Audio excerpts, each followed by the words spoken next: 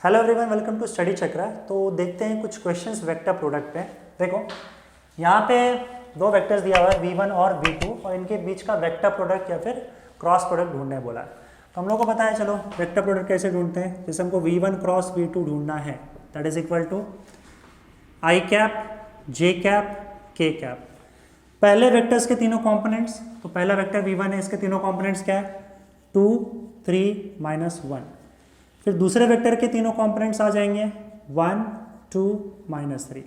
अब इस डिटर्मिनेंट को हमको सॉल्व करना है, ठीक है। तो कैसे सॉल्व करोगे बताओ। आई कैप, ये भूल जाओ ये भूल जाओ, 3 × 3 -9 -2 दैट इज +2, ठीक है। माइनस जे कैप, ये भूल जाओ ये भूल जाओ, क्या आ जाएगा -6 -1 that is +1। Plus K cap, ये भूल जाओ ये भूल जाओ, क्या आ जाएगा 4 -3, ठीक है। So this is equal to -7 I cap +5 J cap K cap, sorry plus K cap. हाँ, so this is vector v1 cross v2। तो ये आपका आंसर आ गया। इनकेस अगर किसी ने इसका मैग्नीट्यूड ढूंढने बोला तो v1 क्रॉस v2, तब भी आप ढूंढ सकते हो ना। मैग्नीट्यूड कैसे आएगा इस वेक्टर का, -7 का स्क्वायर +5 का स्क्वायर +1 का स्क्वायर। इसको आप सॉल्व कर सकते हो, ठीक है। तो फिलहाल हम लोग को सिर्फ वेक्टर पूछा था, तो ये आपका आंसर आ जाएगा। ओके, देखो नेक्स्ट क्वेश्चन क्या दिया यहाँ पे। वेक्टर ए हैज़ मैग्नीट्यूड 5, मतलब वेक्टर ए का मैग्नीट्यूड 5 दे रखा है। Vector B has magnitude 6, vector B का मैग्नीट्यूड 6 दे रखा है। Cross product of A and B has magnitude 15, यानी कि अगर हम लोग क्रॉस प्रोडक्ट निकालें ए और बी का, तो उनका मैग्नीट्यूड दे रखा है 15। Find angle between vector A and vector B. Vector A और वेक्टर बी के बीच का एंगल, मान लो अगर मैं थीटा मान लेता हूँ, तो ये थीटा ढूंढना है हमको। चलो इसका फॉर्मूला यूज़ करते हैं। ए क्रॉस बी का मैग्नीट्यूड क्या होता है, ए × बी × साइन थीटा। तो इसका मतलब साइन थीटा का वैल्यू क्या हो जाएगा बताओ। ये ए बी नीचे आ जाएगा, so A cross B divided by A B, ठीक है।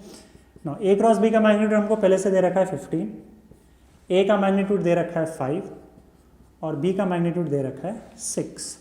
So this will be equal to 5 3 × 15 and 3 1 3 2 6, so it is 1/2। so your sin theta is 1/2।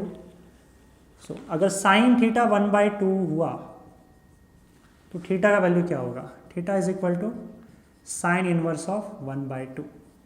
Sine inverse of 1/2 हमको पता है कितना होता है, इट इज 30 डिग्री। इनफैक्ट जब आप ट्रिग्नोमेट्री पढ़ोगे तो आपको फिर पता चलेगा कि इसका वैल्यू जो है ना वो 150 डिग्री के बराबर भी होता है। क्यों? क्योंकि यहाँ पे साइन, ये याद रखना, sine 180 minus theta is equal to sine theta होता है, ठीक है। ये एक रिलेशन है, ट्रिग्नोमेट्री में आप पढ़ोगे। तो 180 माइनस थीटा मतलब साइन, अगर मैं थीटा का वैल्यू 30 डिग्री ले लूँ तो क्या हो जाएगा, 180 minus 30 degree will be equal to sine 30 degree. तो इसका मतलब sine 150 degree will be equal to sine 30 degree. तो साइन 30 डिग्री का वैल्यू 1/2 होता है, तो इसका मतलब साइन 150 डिग्री का वैल्यू भी 1/2 आएगा। तो एंगल 30 डिग्री भी हो सकता है और 150 डिग्री भी, क्योंकि दोनों 180 डिग्री से छोटे हैं, तो ये दोनों एंगल पॉसिबल है यहाँ पे। समझ में आया। नेक्स्ट क्वेश्चन पे चलते हैं। देखो यहाँ पे 2 MCQ है। Maximum value of A cross B का मैग्नीट्यूड और minimum value of A cross B का मैग्नीट्यूड यहाँ पे पूछा है। तो maximum value of A cross B क्या होगा बताओ। देखो ए क्रॉस बी का मैग्नीट्यूड हम कैसे देते हैं, ए क्रॉस बी का magnitude is equal to A × B × sine theta, where theta is a smaller angle between vector A and vector B. तो मान लो वेक्टर ए है और ये वेक्टर बी है, इनके बीच का एंगल थीटा है। मैंने तुमको ये भी बताया था कि थीटा का वैल्यू जो होगा वो 0 डिग्री से लेकर 180 डिग्री के बीच में होता है, ठीक है। तो इस बीच में साइन का मुझे बताओ मैक्सिमम वैल्यू क्या होगा, क्योंकि हमको मैक्सिमम वैल्यू चाहिए ना यहाँ पे। तो साइन का मैक्सिमम वैल्यू कब होगा, जब थीटा का वैल्यू 90 डिग्री होगा। तब क्या हो जाएगा, साइन 90 डिग्री 1 हो जाएगा, और 1 होगा तो ये मैक्सिमम वैल्यू होता है। तो मैक्सिमम वैल्यू कब होता है, जब थीटा का वैल्यू 90 डिग्री होता है, मतलब दो वेक्टर्स एक दूसरे के परपेंडिकुलर होते हैं, तब उनका क्रॉस प्रोडक्ट का वैल्यू मैक्सिमम हो जाएगा, that is equal to A × B. यानी कि फर्स्ट वाला। ठीक है, अगले क्वेश्चन में इसका मिनिमम वैल्यू पूछा है। अब मुझे एक बात बताओ, 0 से लेकर 180 डिग्री के बीच में साइन थीटा का मिनिमम वैल्यू कहाँ आता है? पॉजिटिव ही रहता है, ऑब्वियस सी बात है, साइन थीटा पॉजिटिव होगा 0 से 180 डिग्री के बीच में, first quadrant and second quadrant में। इसका मिनिमम वैल्यू साइन थीटा का कहाँ पे आता है? मिनिमम वैल्यू साइन थीटा का क्या है? 0 है। वो कब आएगा? या तो थीटा 0 डिग्री होगा या तो थीटा 180 डिग्री होगा, यानी कि या तो दोनों वेक्टर्स ऑपोजिट डायरेक्शन में हो या फिर दोनों वेक्टर्स सेम डायरेक्शन में हो। तो थीटा का वैल्यू 0 डिग्री हो या थीटा का वैल्यू 180 डिग्री हो, ऐसे केस में साइन थीटा 0 और ये पूरा value 0। So 0 is the minimum value of cross product of A and B.